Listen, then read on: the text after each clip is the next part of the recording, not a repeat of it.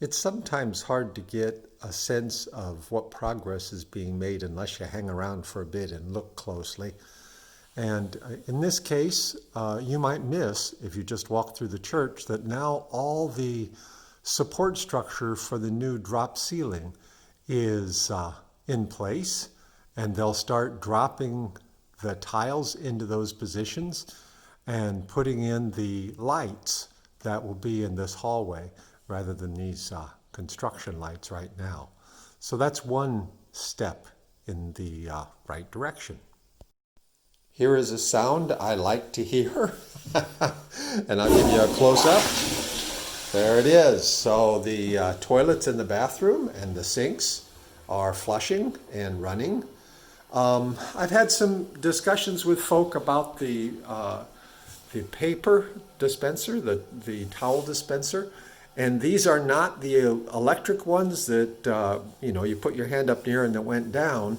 But in terms of contact and not touching surfaces, what happens is when the paper towels are in there is you reach in, grab that towel hanging down there and pull it down without touching any of the metal or other surfaces. So we get one towel at a time instead of a electronic device that rotates it in a thing. So not as fancy, but we've got a lot more bathrooms, and it is a way of dispensing towels that doesn't involve touching surfaces. This is the new rubber roof, which wasn't in the loan, but we did decide to do. And there was a lot of leakage that was happening below this, and the timbers were rotting. And this new rubber roof looks like it'll serve us well as long as rubber roofs last. Now I'm on the second floor in the new hallway where the elevator is at the end. It used to be, you remember, that you went in the education room on the second floor, and the only way to get from one side of the fellowship hall to the other was go through this room to the other side. Now we have this hallway. So if you want to get somewhere on the second floor, you don't have to go downstairs and up, and you don't have to go through whatever meetings happened. You can use this new hallway, which is above where the stage was.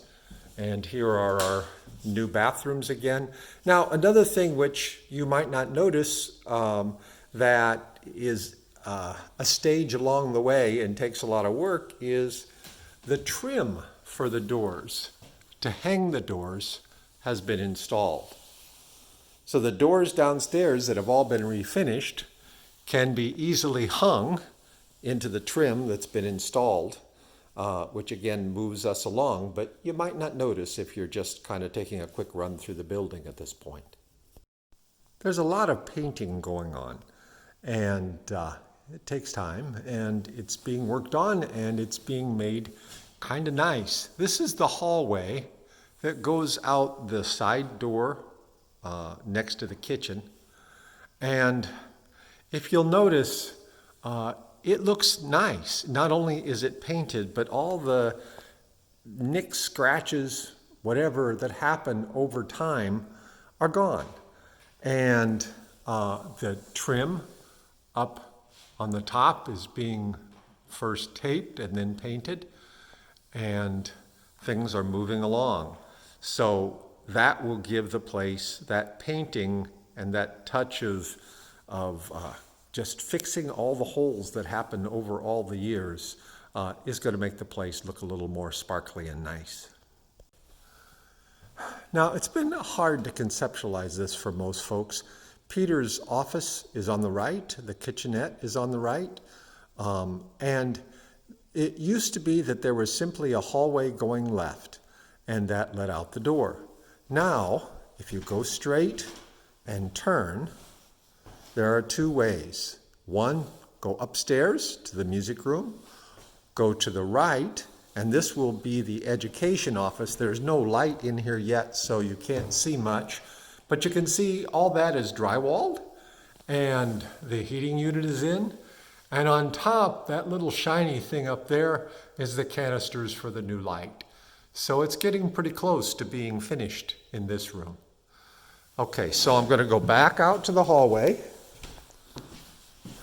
Again, coming from the fellowship hall towards the sanctuary, turn left, the education office where Mize will be, upstairs to the music room.